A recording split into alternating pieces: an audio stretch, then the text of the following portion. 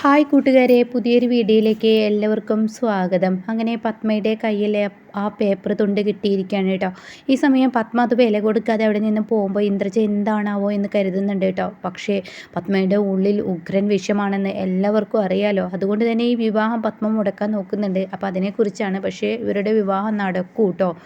അങ്ങനെ ഈ സമയം പത്മയാണെങ്കിലോ ഈ ഒരു സത്യങ്ങളെല്ലാം അറിഞ്ഞിട്ട് ഒന്നും മിണ്ടാതെ പോകുമ്പോൾ ഇന്ദ്രജയ്ക്ക് ടെൻഷനാവാണ്. പിന്നെ പിറ്റേ ദിവസം രാവിലെ ഓഫീസിലോട്ട് പോകാൻ ഒരുങ്ങുമ്പോൾ ഉടൻ തന്നെ യതീന്ദ്രനോട് പത്മ പറയാണ്, ഇന്ന് ഞാൻ ഓഫീസിലോട്ടില്ല, നിങ്ങൾ പോയിക്കോളൂ. അത് കേൾക്കുന്ന യതീന്ദ്രൻ ചോദിക്കുക, നീ എന്തുകൊണ്ട് ഇല്ലെന്ന്. അത് കേട്ട ഉടനെ ഇന്ന് എനിക്ക് റെസ്റ്റ് എടുക്കണം എന്ന് തോന്നി, അതുകൊണ്ട് ഞാനില്ല എന്ന് പറയാൻ കേട്ടോ. അപ്പോൾ ഈ വാക്കുകൾ അങ്ങ് കേൾക്കുമ്പോൾ ഉടൻ തന്നെ ഇവിടെ ഇങ്ങനെ ഒരു സംശയം സൂര്യയുടെ മനസ്സിലിങ്ങനെ വന്നു തുടങ്ങുകയാണ് കേട്ടോ. സൂര്യക്കൊരു സംശയം, എന്തുകൊണ്ടാണ് ഇപ്പോൾ അവരില്ലെന്ന് പറഞ്ഞത് എന്നുള്ള സംശയം കേട്ടോ. അങ്ങനെ വണ്ടി കൊടുക്കുമ്പോൾ സൂര്യ ഇങ്ങനെ ഒന്നും മിണ്ടുന്നില്ല. സൂര്യയും യതീന്ദ്രനും കൂടിയാണ് യാത്രയാവുന്നത്. അപ്പോൾ സൂര്യയോട് ചോദിക്കുകയാണ്, എന്താണ് ഇനി ചിന്തിക്കുന്നത്? അല്ല, എൻ്റെ അമ്മ എന്ന് പറയുന്ന സ്ത്രീ ഇന്നിപ്പോൾ ഓഫീസിലോട്ട് വന്നിട്ടില്ലെങ്കിൽ അതിനൊരു കാരണം എന്തെങ്കിലും ഒന്നും ഉണ്ടാവണ്ടേ? എന്ത് കാരണം? നിൻ്റെ അമ്മക്ക് സുഖമില്ല, അപ്പോൾ നമ്മൾ പോയാൽ മതിയെന്ന് നിൻ്റെ അമ്മ തീരുമാനിച്ചു. അല്ലാതെ അതൊന്നല്ല അച്ഛാ, വേറെന്തോ ഒരു കാരണമുണ്ട്. വേറെന്ത് കാരണടാ? നീ ഇങ്ങനെ ഓരോന്ന് ഊതിപ്പെരിപ്പിക്കണ്ട. അതൊന്നല്ല, എനിക്ക് തോന്നുന്നു രജിസ്റ്റർ മാരേജിൻ്റെ വിവരം അവരറിഞ്ഞോ എന്നാണ്. അവർ പതുങ്ങിയിരിക്കുന്നുണ്ടെങ്കിൽ തീർച്ചയായും നമ്മൾ ശ്രദ്ധിക്കണമെന്ന് പറയാൻ കേട്ടോ. ഉടൻ തന്നെ ഇത് കേട്ട ഉടൻ തന്നെ, അതെന്താ നീ അങ്ങനെ പറഞ്ഞത്? അതെ, അവർ പതുങ്ങിയിരിക്കുന്നെങ്കിൽ തീർച്ചയായും നമ്മൾ ശ്രദ്ധിക്കണം. ഇന്നത്തെ രജിസ്റ്റർ മാരേജിൻ്റെ കാര്യം അവർ അറിഞ്ഞിട്ട് ഒരു പക്ഷേ മുടക്കാൻ നോക്കുകയായിരിക്കുമെന്ന് പറയാം കേട്ടോ. ഹേയ്, അതൊന്നും അറിഞ്ഞിട്ടില്ലടാ. ഇത്രയും നമ്മൾ പ്ലാനിങ്ങോട് കൂടിയിട്ട് ആരും അറിയാതെ ഇങ്ങനെ കരുക്കൾ നീക്കുമ്പോൾ എങ്ങനെ അറിയാനാടാ എന്നിങ്ങനെ യതീന്ദ്രൻ പറയുന്നുണ്ട് കേട്ടോ. പിന്നീടാണെങ്കിലോ ഈ കണക്ക് കൂട്ടലുകളെല്ലാം തെറ്റിപ്പോവാണ് ഈ പറയുന്ന പത്മയുടെ. അങ്ങനെ പത്മ എന്ത് ചെയ്യുന്നു, തൻ്റെ ഫോണെടുത്ത് പെട്ടെന്ന് വക്കീലിനെ വിളിക്കുകയാണ്. അപ്പോൾ വക്കീലെ, നിങ്ങൾ പെട്ടെന്ന് ഒരു നോട്ടീസ് തയ്യാറാക്കണം. എന്തിനാണ്? അതൊക്കെ ഉണ്ട്, ഞാനൊന്ന് പറയുന്നത് കേൾക്ക് എന്ന് പറയണം. ഞാനൊരു ഒപ്പും അങ്ങോട്ടേക്ക് അയച്ചിട്ടുണ്ട്. ആയിക്കോട്ടെ, എന്താ എഴുതേണ്ടത്? ഇതാ, കട്ട് ചെയ്യണ്ട, ഞാൻ പറയുന്നത് പോലെ എഴുത്. എൻ്റെ വീട്ടിലെ വേലക്ക് വന്നവളാണ് ഞാൻ, നന്ദിനി. എൻ്റെ പേര് നന്ദിനി എന്നാണ്. പക്ഷേ യാദൃശികമായി ആ വീട്ടിലെ മുതലാളി എൻ്റെ കഴുത്തിൽ താലി കെട്ടി. അത് അവരുടെ അമ്മയോടുള്ള പ്രതികാരമായിരുന്നു. പക്ഷേ എന്നെ ഒരു ഭാര്യയായിട്ട് അവർ സ്വീകരിക്കണമെന്ന് ഇപ്പോൾ പറയുന്നു. പക്ഷേ എനിക്കതിന് താല്പര്യമില്ല. ഈ പണക്കാരായ വീട്ടുകാർക്കൊക്കെ ചതി എപ്പോഴാണ് വരുന്നതെന്ന് പറയാൻ പറ്റത്തില്ല. അപ്പോൾ അതുകൊണ്ട് അവർ എപ്പോൾ രജിസ്റ്റർ മാരേജ് ചെയ്യണമെന്നുള്ള ആ ഒരു ഇത് പറയുന്നു. പക്ഷേ എനിക്കതിനോട് താല്പര്യമില്ല. അതുകൊണ്ട് എന്നെ ദയവ് ചെയ്ത് ഇതിൽ നിന്ന് രക്ഷിക്കണമെന്ന് പറഞ്ഞിട്ടുള്ള ഒരു എഗ്രിമെൻ്റ് എഴുതാനായിരിക്കട്ടെ പത്മ പറഞ്ഞിട്ടുണ്ടാവുക. അങ്ങനെ ആയിക്കോട്ടെ എന്ന് പത്മയുടെ വക്കീലും പറയണം. പിന്നീട് കാണിക്കുന്നത് സൂര്യയാണ്. സൂര്യയും നന്ദിനിയും വിവേകും ഒക്കെ പാടെ കൂടിയിട്ട് പോയിരിക്കുകയാണ് ഈ പറയുന്ന രജിസ്റ്റർ ഓഫീസിലോട്ട്. അവിടെ യതീന്ദ്രനുണ്ട്. അപ്പോൾ ഉടൻ തന്നെ രജിസ്ട്രാർ പറയാണ്, ഈ കല്യാണം നടക്കത്തില്ല എന്ന് പറയണം. അതെന്തുകൊണ്ട് എന്ന് സൂര്യ ചോദിക്കുകയാണ്. ഇത് മുടക്കാൻ ആരെങ്കിലും എത്തിയോ? അയ്യോ, ഇത് നടക്കത്തില്ല എന്ന് പറയുന്നില്ലേ. മുടക്കാൻ എത്തിയോ എന്ന് ചോദിക്കുമ്പോൾ നടക്കേണ്ട വ്യക്തി തന്നെ ഇത് മുടക്കി വെച്ച് പിന്നെ എന്താ, അവർക്ക് ഇതിന് താല്പര്യമില്ലേ? എന്തൊക്കെയാണ് നിങ്ങൾ പറയുന്നത്? എനിക്കൊന്നും മനസ്സിലാവുന്നില്ല. അതേ എന്നല്ലേ പറഞ്ഞത്, ഈ കല്യാണം നടക്കേണ്ട വ്യക്തിക്ക് തന്നെ ഈ കല്യാണത്തിനോട് താല്പര്യമില്ലെങ്കിൽ താങ്കൾക്ക് എന്തിനാടോ ഈ ഒരു കല്യാണം എന്ന് ചോദിക്കുകയാണ്. അത് കേൾക്കുന്ന സൂര്യ, ആർക്ക് താല്പര്യമില്ല? എനിക്കും നന്ദിനിക്കും താല്പര്യമാണ്. ഞങ്ങൾക്ക് രണ്ടാൾക്ക് ഇഷ്ടത്തോടു കൂടിയാണ് ഈ വിവാഹത്തിന് വന്നിരിക്കുന്നത്.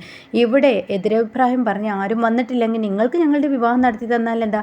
അയ്യോ, എനിക്ക് പറ്റത്തില്ല. കാരണം ഈ നിൽക്കുന്ന നന്ദിനി എഴുതിയതാണ് ഈ ലെറ്റർ. ഈ നന്ദിനി ഞങ്ങൾക്കൊരു ഓമക്കത്ത് പോലെ ഇങ്ങോട്ടേക്ക് ഒരു ലെറ്റർ അയച്ചിരുന്നു, ഇതാ കണ്ടു നോക്കുക എന്ന് പറയണം. അങ്ങനെ സൂര്യ അത് വായിക്കുകയാണ്. സൂര്യാകെ ഞെട്ടിപ്പോവാണ് ഈ പേപ്പർ വായിക്കുമ്പോൾ. സൂര്യയുടെ പ്രതീക്ഷകളെല്ലാം തകിടം മറിഞ്ഞിരിക്കുകയാണ്. സൂര്യക്ക് ഒരിക്കലും സഹിക്കാനാവുന്നില്ല. അതിലെഴുതിയിരിക്കുന്നത് ഈ പറയുന്ന പത്മയുടെ വാക്കുകളാണ് കേട്ടോ. അപ്പോൾ ഉടൻ തന്നെ ഇത് ചതിയാണ്, ഇത് നന്ദിനി എന്ന് പറയുന്ന കുട്ടി ഇതല്ലേ, ഇവളൊരിക്കലും ഇത് എഴുതിയിട്ടുണ്ടെങ്കിൽ എന്തിനാ അവൾ എൻ്റെ കൂടെ രജിസ്റ്റർ മാരേജിന് വന്നിരിക്കുന്നത്? താങ്കൾക്ക് എന്തത്ര ബുദ്ധിയില്ലേ രജിസ്ട്രാർ എന്ന് ആ സാറിനോട് ചോദിക്കുകയാണ്. അപ്പോൾ യതീന്ദ്രൻ പറയാണ്, ശരിയാണല്ലോ, അങ്ങനെ ബുദ്ധിയില്ലാത്ത പ്രവൃത്തിയാണ് നിങ്ങൾ സംസാരിക്കുന്നത് എന്നൊക്കെ ചോദിക്കുന്നുണ്ട് കേട്ടോ. അപ്പോൾ ഈ വാക്കുകളൊക്കെ ഇങ്ങനെ കേൾക്കുമ്പോൾ ഉടൻ തന്നെ അവർ പറയണം, ഈ കുട്ടി പറയട്ടെ എങ്കിൽ ഞാൻ ആ വിവാഹം നടത്താം, ഈ വിവാഹം നടത്താൻ ഞാൻ സമ്മതിക്കും, ഈ കുട്ടിയുടെ വാക്ക് കൊണ്ട് തന്നെ മൊഴിയട്ടെ. അപ്പോൾ നന്ദിനി, ഈ പറയടി, ഞാൻ എഴുതിയിട്ടില്ല ഈ കത്തെന്ന്. നന്ദിനി ഇത് നോക്ക്, നീ ചെക്കിൽ ഒപ്പിടുന്ന സൈനിങ് ആണിത്. കണ്ടില്ലേ നീ അവിടെ ഒപ്പിട്ട് കൊടുത്തതാണിത് അല്ലേ എന്ന് ചോദിക്കുമ്പോൾ നന്ദിനി അതേ എന്ന് പറയണം. എന്നാൽ നീ പറയും ഇത് എന്നെ ആരോ കുടുക്കിയിരിക്കുകയാണെന്നുള്ള സത്യം നീ വെളിപ്പെടുത്തുമെന്ന് പറയണം കേട്ടോ. ആയിക്കോട്ടെ എന്നും പറയണേ. അങ്ങനെ ഈ സമയം നന്ദിനിയോട് വീണ്ടും ആവശ്യപ്പെടണം സൂര്യ, ഇതിങ്ങനെ പറ, നീ നമ്മുടെ വിവാഹം ഇപ്പം നടത്തും, രജിസ്റ്റർ ഇപ്പം നടക്കും എന്ന് പറയണം കേട്ടോ. അപ്പോൾ നന്ദിനി പറയാൻ ഒരുങ്ങുമ്പോൾ പത്മ അങ്ങോട്ട് വരികയാണ്. പത്മ പറയണ ഒരിക്കലും അവൾ പറയില്ല, കാരണം അവൾക്ക് അവളുടെ നാട്ടിലോട്ട് പോകണം, അവളുടെ അച്ഛന് അവിടെ അനിയത്തി അവരൊക്കെമായി ജീവിക്കുന്ന അവൾക്ക് ഇഷ്ടം. അവളെ എൻ്റെ മകൻ കെട്ടിയിട്ടിരിക്കുകയാണ്, അവൾക്ക് ഈ വിവാഹത്തിനോട് താല്പര്യമില്ല, അവളെ എഴുതിയ കത്ത് തന്നെയാണത്, കണ്ടില്ലേ. അപ്പോൾ അതുകൊണ്ട് അവൾ പറയില്ല. അപ്പോൾ നന്ദിനിയുടെ മുഖത്ത് കണ്ണുരുട്ടി നോക്കിയിട്ടാണ് കേട്ടോ അത് പറയുന്നത്.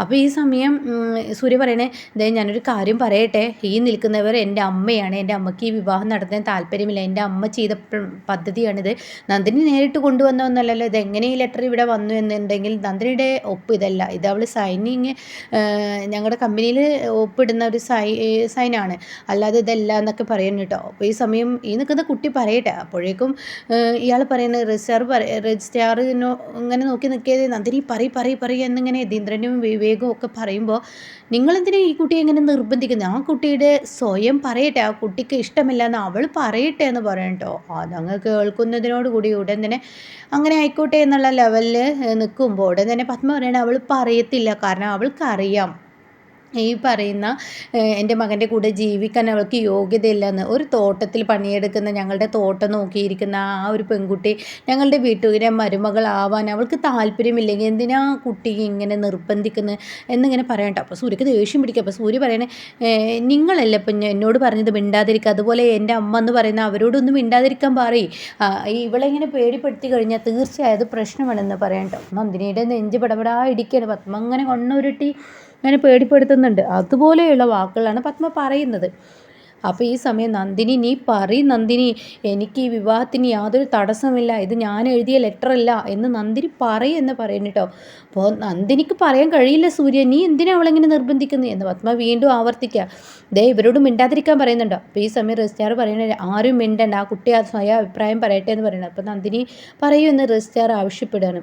അപ്പോൾ വിവേകും ആദരൊക്കെ ഉണ്ട്. നന്ദിനി നിൻ്റെ ജീവിതമാണ്, മറ്റുള്ളവരുടെ വാക്കുകളും ഭീഷണിയും കേട്ടിട്ട് നീ പേടിക്കണ്ട, നീ എന്തായാലും സൂര്യ രജിസ്റ്റർ ചെയ്യുക എന്നുള്ളത് നമുക്കെല്ലാവരുടെയും ആവശ്യമാണ്, അല്ലെങ്കിൽ നന്ദിനി നീ വെറും ഒരു പെണ്ണായി പോവും, നീ ജീവിക്കുന്ന വേറെ അർത്ഥത്തിലായി പോവും, അതുകൊണ്ട് നിയമപരമായി നീ സൂര്യയുടെ ഭാര്യ ആവണമെങ്കിൽ ഇത് ചെയ്യണമെന്നൊക്കെ ആദർ പറയണം. അപ്പോഴൊക്കെ നന്ദിനി മിണ്ടുന്നില്ല. അപ്പോൾ പത്മ പറയണേ അവൾ പറയില്ലെന്ന് പറഞ്ഞില്ല. അപ്പോൾ പിന്നെയും സംസാരം അവിടെ നിർത്താൻ രജിസ്ട്രാർ പറയാണ്.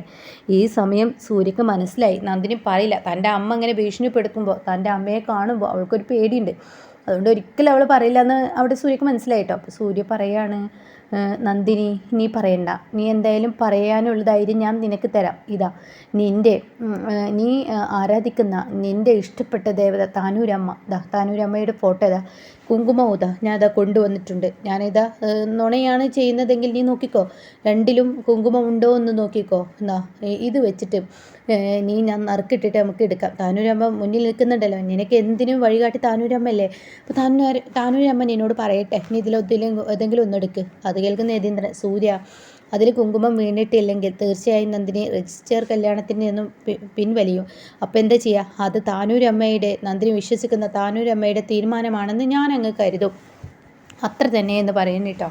അപ്പോൾ ഈ വാക്കുകൾ അങ്ങ് കേൾക്കുമ്പോൾ ഉടൻ തന്നെ നന്ദിനി ആയിക്കോട്ടെ എന്ന് പറയണേ. അങ്ങനെ നന്ദിനി ഈ ഒരു നറുക്കിടുന്നത് പോലെ ഇതിടാണ്. പിന്നീട് സൂര്യ പറയണേ നീ തന്നെ എടുത്തോ എന്ന് പറയണേ. അങ്ങനെ നന്ദിനി തന്നെ എടുക്കുകയാണ്.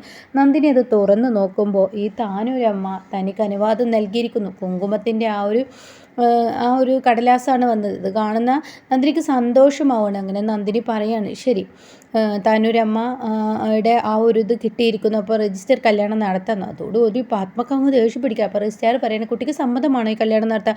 എനിക്ക് സമ്മതമാണ് എന്ന് പറയുന്നു കേട്ടോ. അപ്പോൾ പത്മയുടെ കണക്ക് കൂട്ടലുകൾ അവിടെ പിഴക്കാണ്. അപ്പോഴേക്കും പത്മ വീണ്ടും പറയണേ, കുട്ടി നീ ഞങ്ങളുടെ വീട്ടിലെ മതി, നിങ്ങളുടെ സംസാരം ഇവിടെ നിർത്തിയേക്കെന്ന് സൂര്യ പറയണേ. ഇവരോട് നിർത്താൻ പറയുന്നുണ്ട്, എൻ്റെ അമ്മയാണ്, ഇവർക്ക് ഇഷ്ടമല്ല, എൻ്റെ അമ്മയ്ക്ക് ഞാനൊരു വേലക്കാരി പെണ്ണിനെ കല്യാണം ഞങ്ങളുടെ വീട്ടിലെ പണിക്ക് വന്ന പെൺകുട്ടിയെ സ്നേഹിച്ച് കല്യാണം കഴിക്കുന്നത് ഇവർക്ക് ഇഷ്ടമല്ല, അതുകൊണ്ടൊക്കെയാണ് ഇവരിങ്ങനെയൊക്കെ പറയുന്നതെന്ന് പറയുമ്പോൾ ഇങ്ങനെയൊക്കെയുള്ളവരെ ഞാൻ കണ്ടിട്ടുണ്ട്. ഇവരുടെ ഇഷ്ടം, പ്രായപൂർത്തിയായവർ ഒരുമിക്കുക എന്നുള്ളത് അവരുടെ തീരുമാനമല്ലേ, അത് എതിർക്കാൻ നിങ്ങൾക്ക് അവകാശമില്ല. ഈ കുട്ടിക്കും ഇവനും സമ്മതമാണെങ്കിൽ ഈ വിവാഹം നടന്നിരിക്കും എന്ന് പറഞ്ഞിട്ട് രജിസ്റ്റർ കല്യാണം നടത്തുകയാണ് കേട്ടോ.